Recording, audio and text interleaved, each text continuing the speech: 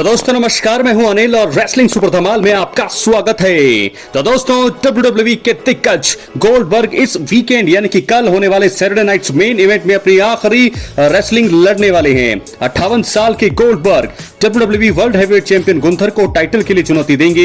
ये गोल्डबर्ग का रिंग में आखिरी मुकाबला होगा। आपको बताते हैं विंस रूसो जो पहले WWE में काम करते थे, उनका कहना है कि गोल्डबर्ग वापसी करते ही गुंथर को हरा देंगे और चैंपियन बन जाएंगे।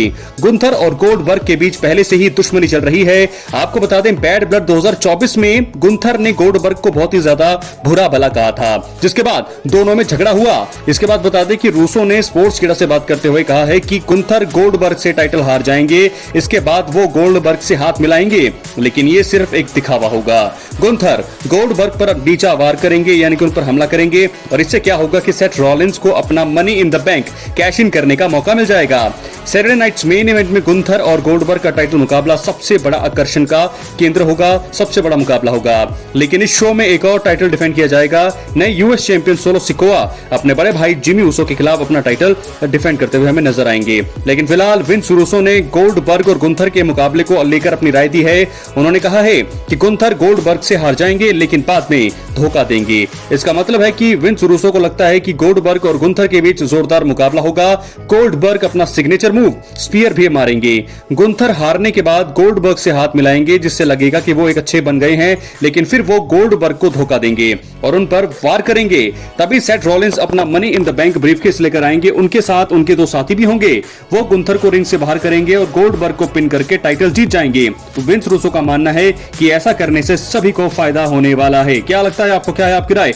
अपनी राय कमेंट बॉक्स में जरूर दें। चैनल पर नए हैं सब्सक्राइब करने के बाद ऑल पर क्लिक करें, क्योंकि फ्री है और यहाँ आपको हर प्रकार की रेसलिंग जगत से जुड़ी हुई तमाम जानकारी मिलती रहेंगी। दोस्तों पहले मिलेगी जीत, फिर मिलेगा धोखा। कुछ ऐसा होगा WWE के दिग्गज का रिटायरमेंट मुकाबला।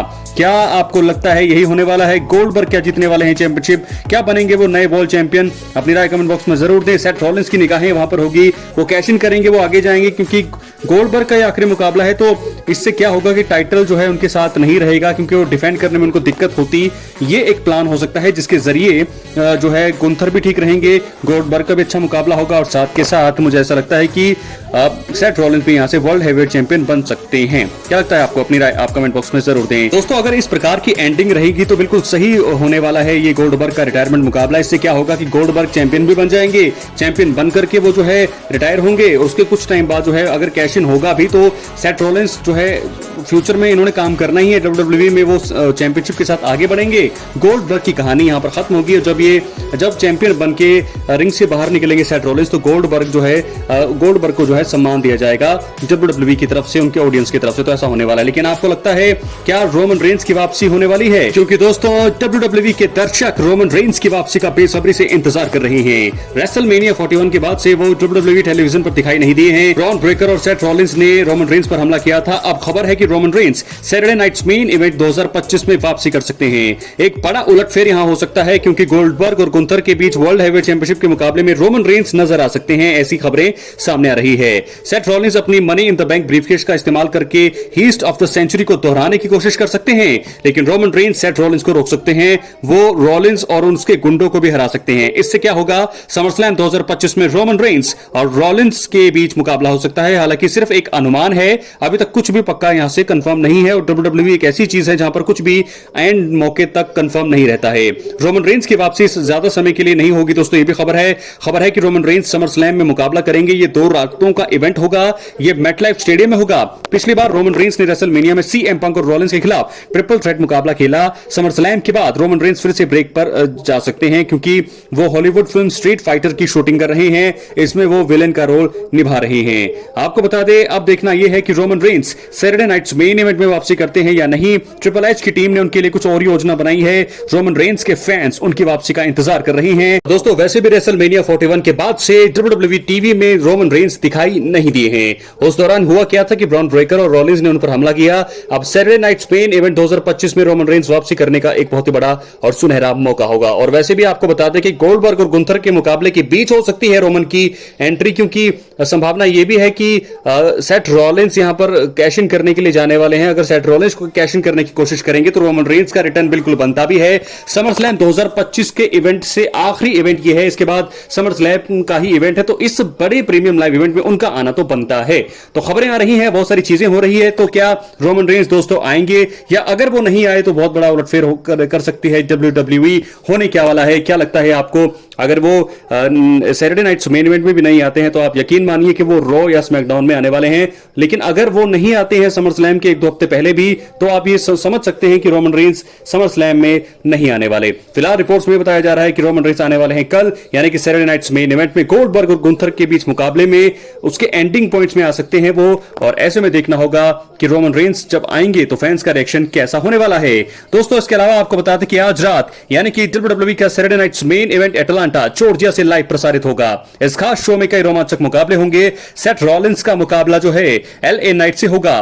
बिल गोल्डबर्ग का मुकाबला गुंथर से होगा, जो उनके करियर का आखिरी मुकाबला होगा। भावनाओं से परे भरे इस रात में कुछ अप्रत्याशित घटनाएं हो सकती है। मैच का आर्ट के बारे में बात करेंगे, बड़ी वापसी हो सकती है जो आने वाली कहानियों को बदल सकता है। शो में कुछ चौंकाने वाली चीजें हो सकती हैं जिसकी किसी को उम्मीद नहीं है। इससे आगे की कहानियों में भी बदलाव हो सकता है। तो बात करेंगे, ओमास यहां पर आ सकते हैं दोस्तों। मुझे लगता है कि ओमास रॉलिंस की मदद कर सकते हैं, तो रॉलिंस के ग्रुप में ओमास आ सकते हैं। मुझे ऐसा कुछ ऐसी फीलिंग्स आ रही है। तो बात करें सबसे पहले इस मुकाबले में तो आराम से सेथ रॉलिंस की ही जीत होगी किसी भी केस में, चाहे सेथ रॉलिंस हार रहे हो, लेकिन मुझे लगता है कि सेथ रॉलिंस यहां पर जीतेंगे इस मुकाबले में। तो ये रही इस मैच को लेकर के मेरी प्रेडिक्शन। क्या है आपकी राय? अपनी राय कमेंट बॉक्स में जरूर दो। अपनी प्रेडिक्शन दोस्तों कमेंट बॉक्स में आप करके बताइए कि कौन आने वाला है, कौन जो है यहां पर चीजें जो है उलटफेर कर सकता है, कौन जीत सकता है। तो ये दूसरा मुकाबला है Randy Orton versus Drew McIntyre. इस मुकाबले में मुझे लगता है कि ड्रू मैकिंटायर ने अभी भी रिटर्न किया है, तो इस मुकाबले में जीत होगी स्कॉटिश वॉरियर ड्रू मैकिंटायर की। तो रैंडी ऑर्टन को दोस्तों लगातार हार के लिए बुक किया जा रहा है। सवाल जरूर खड़े होंगे, करियर पे बहुत ज्यादा इफेक्ट पड़ने वाला है रैंडी ऑर्टन की। दोस्तों क्या लगता है आपको, क्या ये सही है उनके लिए या फिर नहीं? बहुत सारे सवाल हैं। तो इस मुकाबले में मेरी प्रेडिक्शन ये है कि जीतेंगे यहां पर ड्रू मैकिंटायर, हार होगी द वाइपर रैंडी ऑर्टन की। इसके बाद बात करें अगले मुकाबले की। अगला मुकाबला होगा यूनाइटेड स्टेट चैंपियनशिप के लिए। सोलो सिकोआ अपने टाइटल को डिफेंड करेंगे अपने बड़े भाई जिमी ऊसो के खिलाफ। आराम से इस मैच में आप भूल ही जाइए कि जिमी ऊसो कभी चैंपियन बनेंगे। फिलहाल इस गिमिक में मुझे नहीं लगता सबसे कमजोर अभी कोई रेसलर है जिसको अच्छी बुकिंग नहीं दी जा रही है, तो वो जिमी ऊसो ही है। तो इस मुकाबले में भी दखलंदाजी होगी। जेकब फाटो भी आ सकते हैं इस मुकाबले में, तो इस मुकाबले में आराम से जीत सकते हैं। रोमन रेंस की भी संभावनाएं हैं इस मुकाबले में आ सकते हैं। जब सभी ओटीसी के जितने भी लोग हैं, जेकब फाटू है, जिला फाटो भी इस मुकाबले में आ सकते हैं। ग्रुप बन सकता है, यहां से तैयारी शुरू हो सकती है वॉर गेम्स के लिए। लेकिन आराम से मुझे ऐसा लगता है कि अगर रोमन इस मैच में नहीं भी आते हैं, अगर आते भी हैं तो भी सोलो सिकोआ ही अपने टाइटल को रिटेन करने वाले हैं। तो हार होगी जिमी ऊसो की। क्या लगता है आपको? अपनी राय कमेंट बॉक्स में जरूर दें। इसके बाद बात करेंगे आखिरी और बड़े मुकाबले की। जी हां दोस्तों, गोल्डबर्ग के करियर का आखिरी मुकाबला the bill Goldberg versus Gunther world heavyweight championship के लिए मुकाबला है। 12 जुलाई की रात है। सैटरडे नाइट्स मेन इवेंट का आखिरी इवेंट है। गोल्डबर्ग 58 साल के हैं, गुंथर को उन्होंने चुनौती दे दी है।